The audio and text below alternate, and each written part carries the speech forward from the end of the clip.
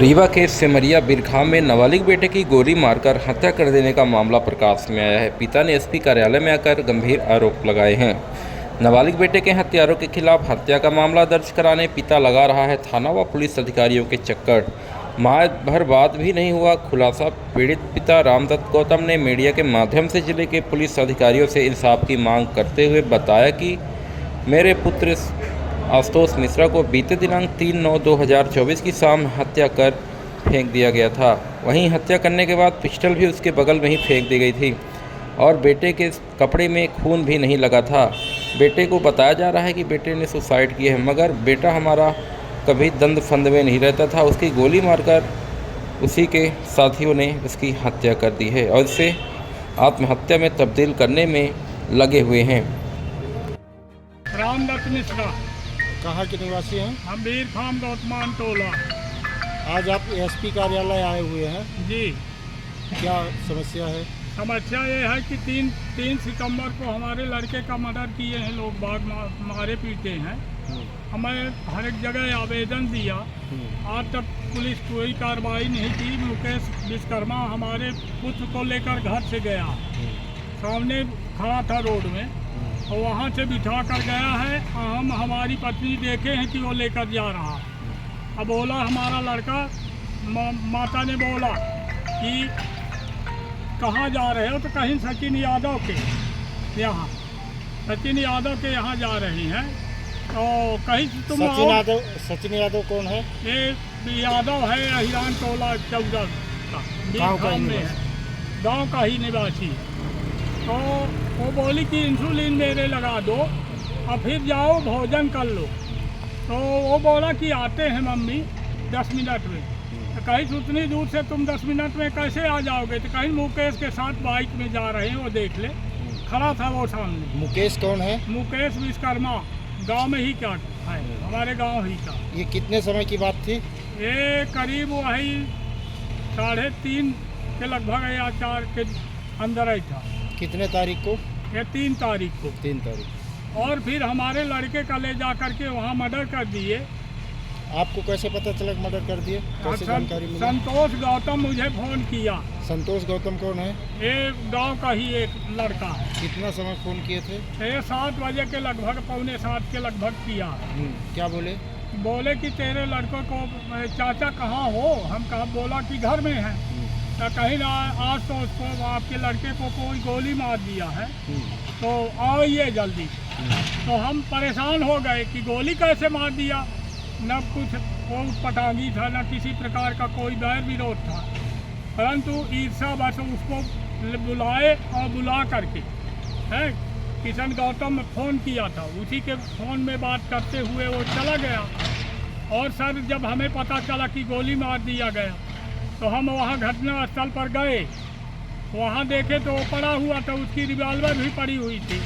और 10 मिनट में आप जब पहुँचे तो वहाँ काफ़ी लोग इकट्ठा थे? हाँ, काफ़ी लोग इकट्ठा थे और मैं जा रहा था लड़के के पास, तो हमें पकड़ लिए हैं, वहाँ जाने भी नहीं दिए। उस समय वो कुछ इशारा कर रहा था तो हमें, अच्छा लड़का जो है, हाँ लड़का इशारा कर रहा था तो हमें पकड़ लिए 4 आदमी। तो हम विकलांग आदमी नहीं पहुँच पाए उसके पास। कौन कौन पकड़ लिए थे आपको? ये हमें पकड़े थे नारायण पांडे और यही पवन गौतम और ये संतोष गौतम, ये लोग हमें पकड़ लिए।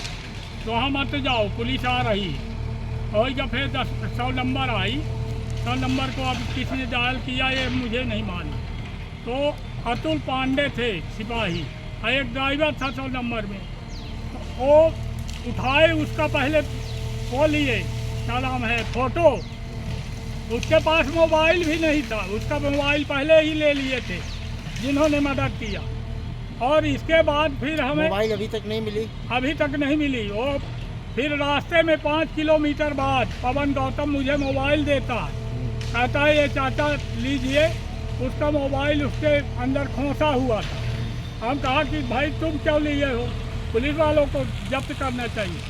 तो वो मुझे दिया और मैं ले लिया, जेब में डाल लिया। फिर यहाँ जो है TI साहब हमसे मांगे हॉस्पिटल में, तो हॉस्पिटल में फिर मैं TI साहब को दे दिया, उनके सुपुर्द कर दिया।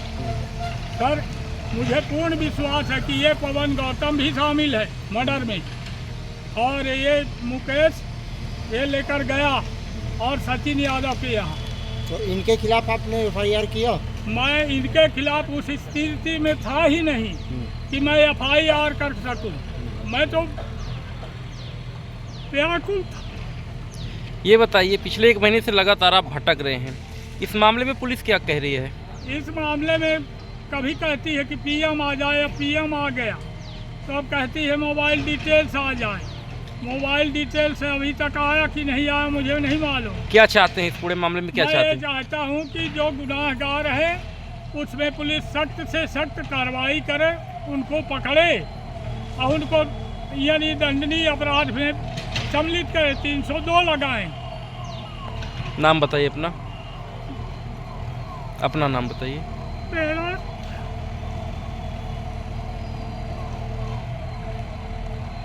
मेरा नाम रामदत्त मिश्रा है, निवासी निवासी वीरखाम गौतमान टोला। कौन सा थाना लगता है? थाना से मरिया लगता है, चौकी साहेबपुर। आपको किसी पर शक भी है, संदेह भी है? संदेह है सर, हमारी पत्नी एक है वो है टावर में गई पूछने खान साहब से, टावर वालों से, तो वहाँ लालमन गौतम और खान बता रहे थे इसी हमारे लड़के की हत्या के बारे में।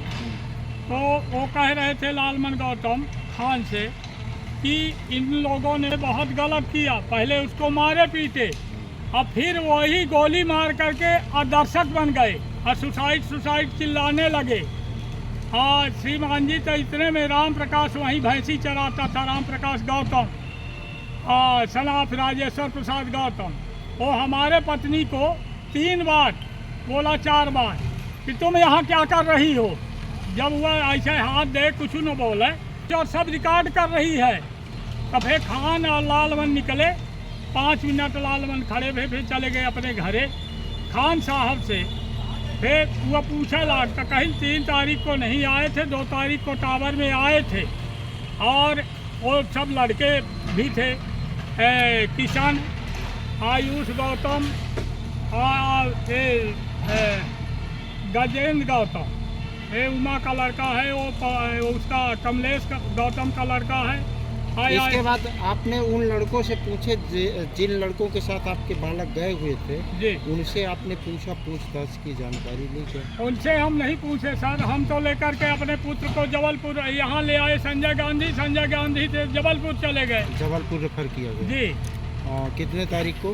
ये 3 तारीख को रात में 12 के करीब। जबलपुर पहुंचने के बाद फिर जबलपुर में सुबह पहुंचे, अब समय तो हम दिखे नहीं, वहाँ एडमिट कराए, ट्रीटमेंट चालू हुआ।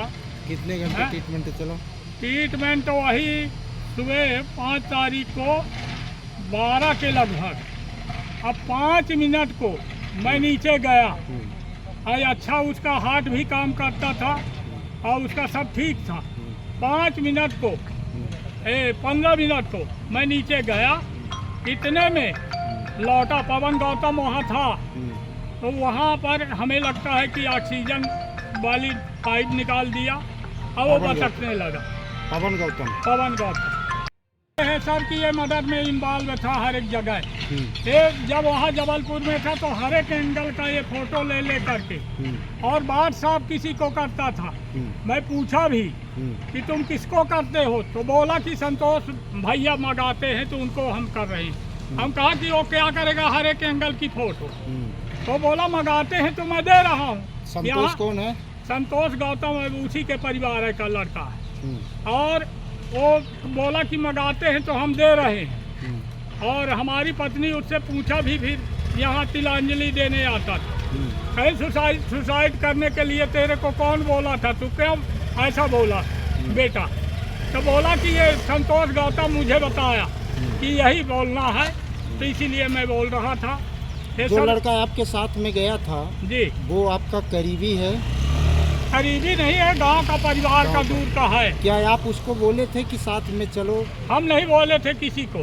हाँ। वो लड़के एक कमलेश गौतम और पवन गौतम, ये दोनों अपने से साथ में गए और वहाँ से फिर साथ आए।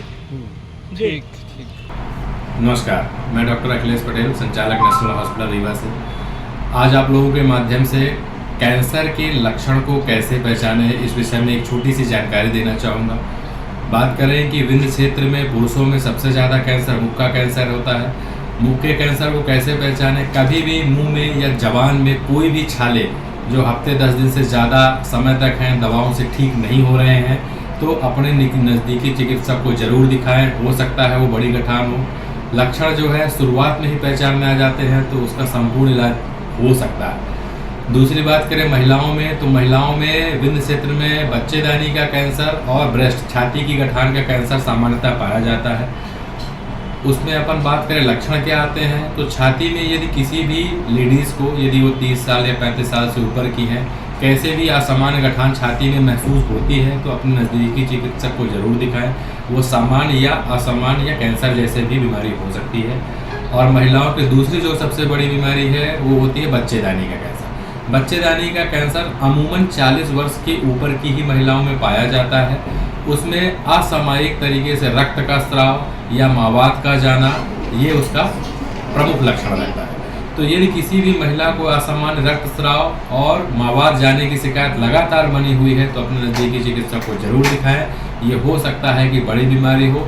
समय रहते यदि इसका पता लगा लिया गया तो इसका इलाज पूरी तरीके से उपलब्ध है। और ये इलाज हम नेशनल अस्पताल रीवा में आयुष्मान, ESIC एवं विभिन्न सरकारी योजनाओं के द्वारा निःशुल्क उपलब्ध कराने के लिए संकल्पित है। नमस्कार।